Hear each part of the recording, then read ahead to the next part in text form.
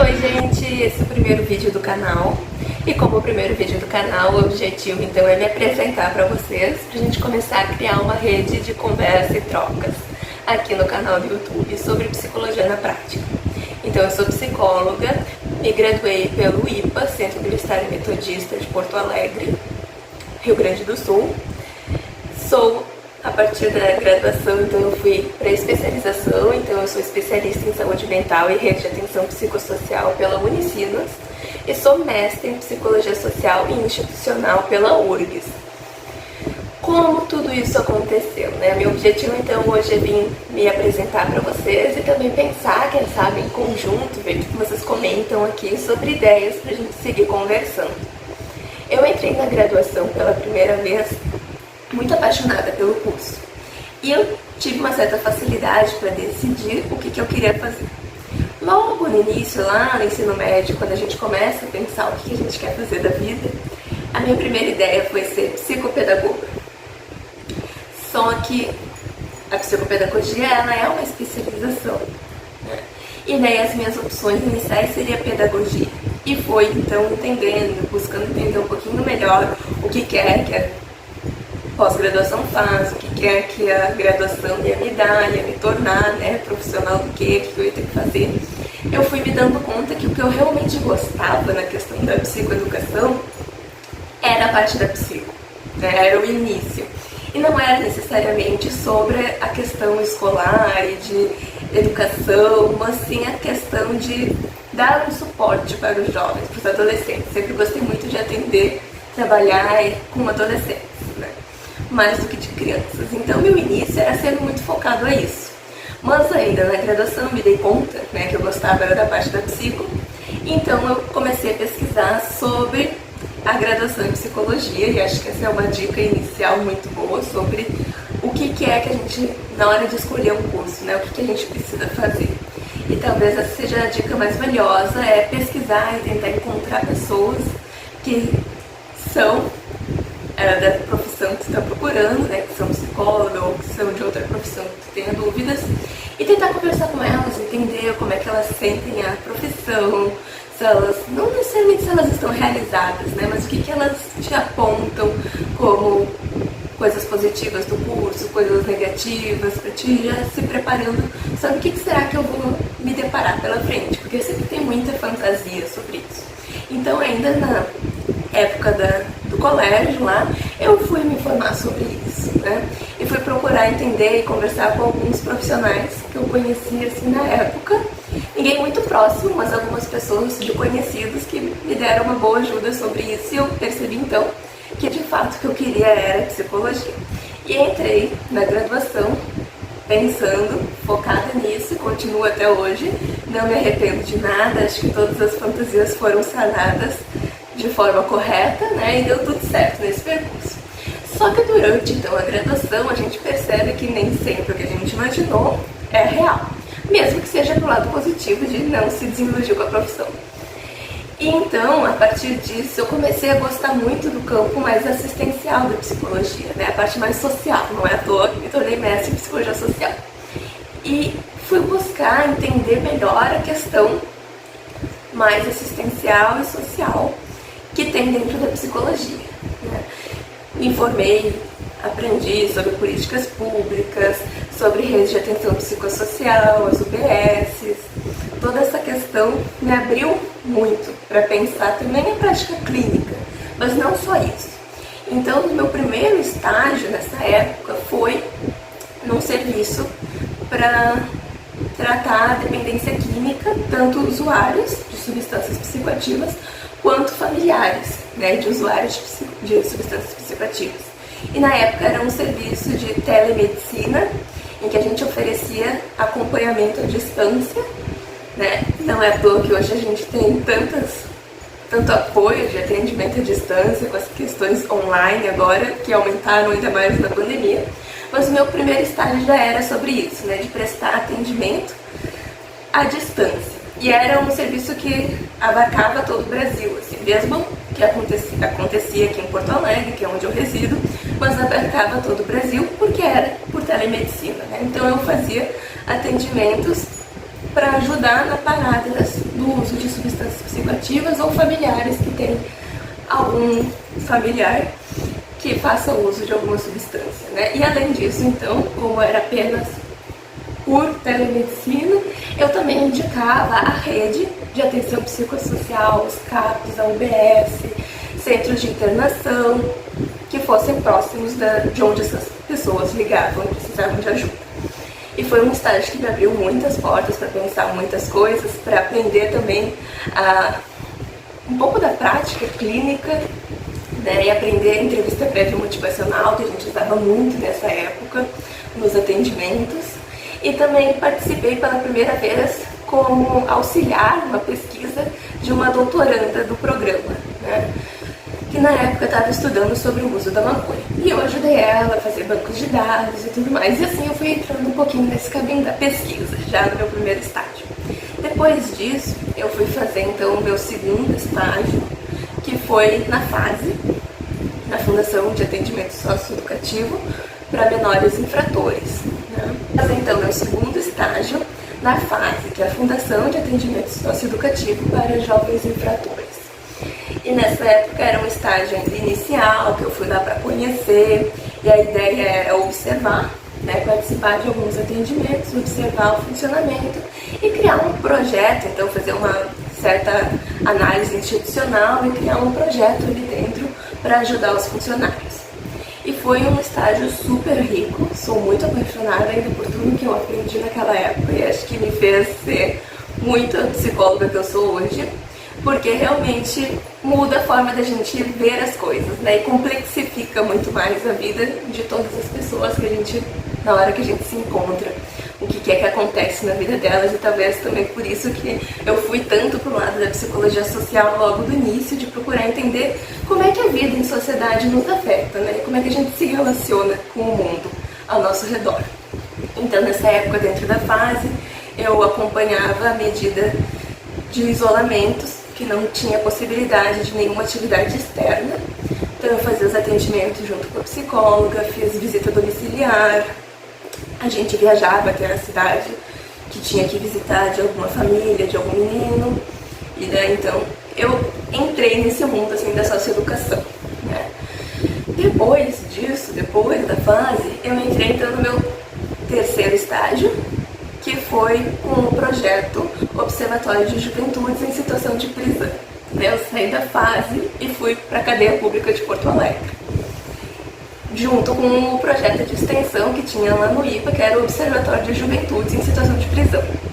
O observatório ele ficava dentro então, da cadeia central de Porto Alegre. Como eram jovens em situação de prisão, nós tínhamos uma faixa etária específica para atender mais a população jovem que estava dentro da cadeia. E mapear um pouco então como é que foi a vida deles, questão social, questão assistencial, e entender um pouco daquela situação que os levou até cometer um ato infracional.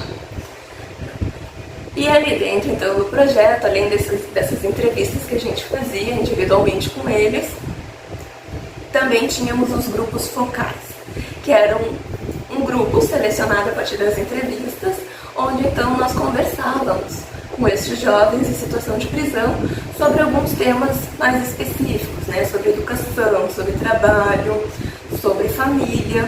E ali também foi outro espaço muito rico, né? E como era parte do projeto de Observatório de Juventudes em Situação de Prisão, que era um projeto de extensão da universidade, a questão da pesquisa também era muito importante, né? De fazer esse mapeamento dos dados e transformar então em artigos, né, em situações em que dê para sair do presídio e criar a produção de conhecimento, de saberes sobre o que acontece ali dentro e visibilizar muitas coisas que normalmente passam batida, ainda mais pela mídia. Então eu também fui entrando um pouquinho mais nesse campo assim, da pesquisa, né, que foi me tecendo essa relação então para depois ir para o mestrado, depois de graduado. Depois do Observatório de Juventudes, eu fui para o meu quarto estágio, que daí era uma certa exigência. Inicialmente eu nunca tive vontade, mas que foi um estágio muito interessante e enriquecedor também, que era sobre avaliação, né? Aplicar psicodiagnóstico, fazer uma avaliação psicológica. Então eu fui pela primeira vez para dentro da clínica, lá do IPA, Serviço Escola de Psicologia, que é aberto à comunidade, oferece tanto avaliação psicológica quanto atendimento em psicoterapia para a comunidade de forma gratuita, né? Comunidade de Porto Alegre e Redondezas, né? Grande Porto Alegre. Então eu comecei indo lá na clínica pela primeira vez fazer avaliação psicológica, aprendi toda a questão dos testes, ainda acho que não é a área que eu mais me identifico, né? Não me imagino trabalhando com teste e avaliação muito daqui pra frente, mas foi também muito importante para aprender sobre, para entender também melhor, conhecer melhor as psicopatologias e trabalhar de uma forma mais completa, assim, né? Entender tudo que faz parte da graduação de psicologia. Depois, então, desse estágio, eu segui dentro do Serviço Escola de Psicologia, mas daí na prática clínica, né? Passei um ano lá dentro fazendo, oferecendo psicoterapia gratuita para a comunidade, então, de Porto Alegre, que era psicoterapia, né? E que hoje eu sigo também trabalhando como psicoterapia no consultório particular aqui em Porto Alegre, ou também em forma online, atendendo todo o Brasil ou brasileiros que estejam fora do país, né? Por intercâmbio, porque foi morar pelo trabalho, enfim, diversos motivos. Brasileiros que estejam residindo fora do Brasil. Mas naquela época, então, foi a primeira experiência assim, com a clínica. Tive várias experiências nessa época que me ajudaram muito a me imaginar, né, depois de graduada, trabalhando na clínica. Acho que ela foi super importante para logo em seguida que eu saí, já ir procurar trabalhar nisso, já ir procurar fazer especialização para me sentir também mais confiante nesse percurso. E nesse mesmo período, mais ou menos, eu comecei então o meu 7º estágio, já me perdi nas contas. E daí então foi na Secretaria Estadual de Saúde de Porto Alegre, né? Eu fui fazer estágio lá na Secretaria Estadual de Porto Alegre, na parte da DGTI, que é o Departamento de Gestão de Tecnologia da Informação, sobre saúde do Estado, né? Do Estado do Rio Grande do Sul. E nessa época que eu entrei lá então na Secretaria Estadual de Saúde, no Departamento de Gestão da Informação em Saúde, eu fui participar da criação do projeto, que também é um aplicativo, tem ali no Facebook a partezinha do Projeto Cidadão, né? E inicialmente, era bem inicinho do projeto, não peguei toda a confecção dele até chegar aqui para vocês, mas eu participei do início, onde a gente fazia o mapeamento da rede, descobria mais ou menos quais são as questões mais importantes, mais urgentes de se pensar saúde, não só saúde mental, né? Toda questão de saúde do Estado. Mapeando então os marcadores de saúde, as questões que apareciam na ouvidoria e fazendo então criar essa rede pensando como transmitir as informações em saúde, todas as informações em saúde, para a população em geral, né? Para a população que é leiga, que não sabe exatamente o que é um transtorno mental, o que é uma doença, né? Várias coisas, assim, leptospirose, como é que transmite, né? Como transmitir essa educação em saúde de uma forma que seja acessível, que seja fácil. E como colocar isso de um jeito que as pessoas também conseguissem entrar ali e se mobilizar, né? Ser cidadão, né? Como é que fazer as pessoas se engajarem em tentar ajudar os dados, né? A compor esses dados, a fazer parte da ouvidoria, a ir lá procurar a sua rede, a saber procurar a sua rede, saber onde encontrar a sua UBS, saber onde encontrar um CAPS é Centro de Atenção Psicossocial, a UBS é o postinho de saúde, né? Unidade Básica de Saúde. Como fazer esse contato da população, então, com estes dados, né? E como engajar os cidadãos, então, em se interessar sobre a saúde, se interessar sobre o que está acontecendo, né? Se engajar em saber um pouco mais da questão política, e não política partidária, mas o que acontece nas nossas vidas, né? Quais são os dados de saúde ali, da educação, que vem pra gente e vai interferir na nossa vida, e como é que eu posso, então, faltou, não sei o que, tá faltando algo aqui no posto, questão sanitária, bichos que tem que ligar pro departamento para avisar caso de morcego, né? Como é que a gente faz esse contato todo? Então também foi muito enriquecedor na parte de gestão de tecnologias da informação em saúde. Aprendi muita coisa de gestão, assim, que foi muito importante nesse mesmo período. E daí, então, quando eu me graduei, esse estágio eu fiz junto com a questão da psicoterapia lá na clínica, né? E fazendo TCC, tudo ali no meio. Meu TCC na época foi sobre o Observatório de Juventudes, que eu estava muito implicada ainda naquilo, no projeto de extensão dentro do IPA.